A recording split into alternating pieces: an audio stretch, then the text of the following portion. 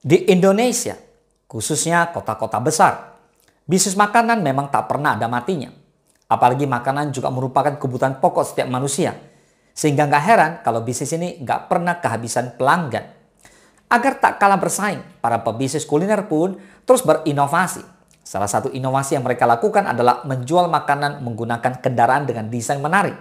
Bisnis makanan ini lazim disebut sebagai food truck. Food truck sendiri memiliki konsep menjual makanan lewat mobil berukuran besar yang terdapat dapur kecil untuk menyiapkan makanan. Di negara barat seperti Amerika, food truck memang sudah sangat umum dijumpai. Uniknya, karena di dalam sebuah mobil, food truck pun dapat berpindah-pindah lokasinya. Let's talk about it.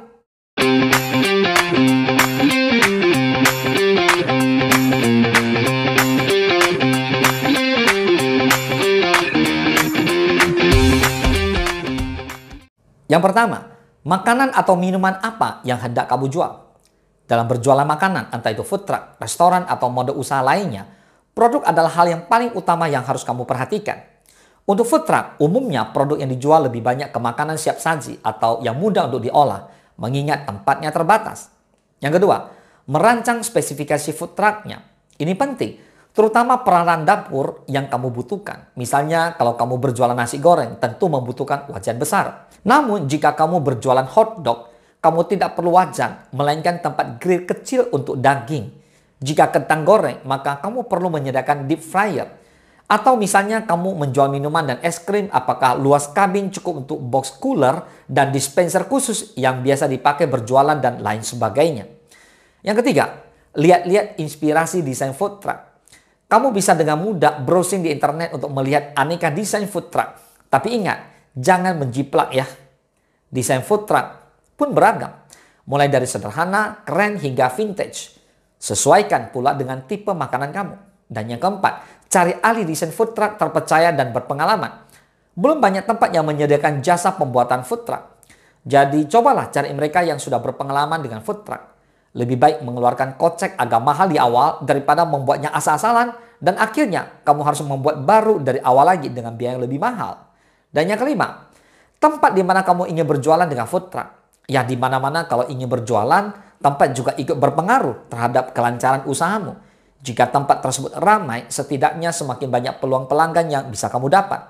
Dan yang keenam, mendapatkan perizinan dari tempat itu atau prosedur sewa. Di Indonesia, perizinan food truck masih belum terlalu jelas. Jadi sebelum mangkal atau berhenti untuk berjualan di sebuah tempat, pastikan diperbolehkan dan kamu tak mendapat masalah. Caranya mudah, cukup tanya saja kepada RT setempat jika di perumahan.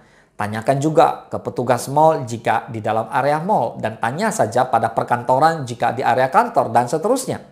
Yang ketujuh, cari tahu supplier terpercaya untuk menyuplai bahan mentah.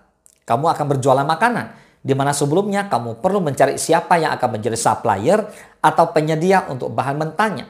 Sebab kamu tak mungkin melakukannya sendirian. Carilah supplier dengan bahan berkualitas sekaligus harganya terjangkau. Dan yang kedelapan, promosikan bisnis tersebut via media sosial. Harus diakui, sosial media akan berperan begitu besar dalam bisnis food truckmu. Apalagi sekarang orang-orang di Indonesia memang tak bisa lepas dari sosial media. Jadi, kamu juga tak boleh lupa berpromosi di sosial media. Selain mudah, ya juga gratis. Dan yang kesembilan, bergabung dengan komunitas penjual food truck. Sudah terdapat komunitas food truck di Jakarta sekaligus kota-kota lainnya. Nah, melalui komunitas ini, kamu bisa mendapatkan kabar-kabar terbaru seputar food truck dan festival yang sedang berlangsung. Kamu juga bisa sekaligus janjian untuk berjualan bersama-sama yang tentunya lebih seru dan menyenangkan. Dan yang ke-10, pastikan proses pengolahan dan penyimpanannya ringkas. Karena tempatnya yang terbatas, tidak disarankan untuk membuat makanan yang rumit, sekaligus membutuhkan waktu lama untuk penyajian. Pasalnya, hal ini akan menyulitkan dirimu sendiri sekaligus tak akan menguntungkan. Sesuaikan kapasitas dalam food truck dan pilih makanan sederhana tapi disukai banyak orang. Modal bisnis food truck ini ya tidak terlalu besar, tapi sangat cocok buat kamu yang sedang mencari inspirasi bisnis. Persiapannya juga sangat mudah dan tidak ribet kan? Semoga bermanfaat. Salam sukses, Dasya.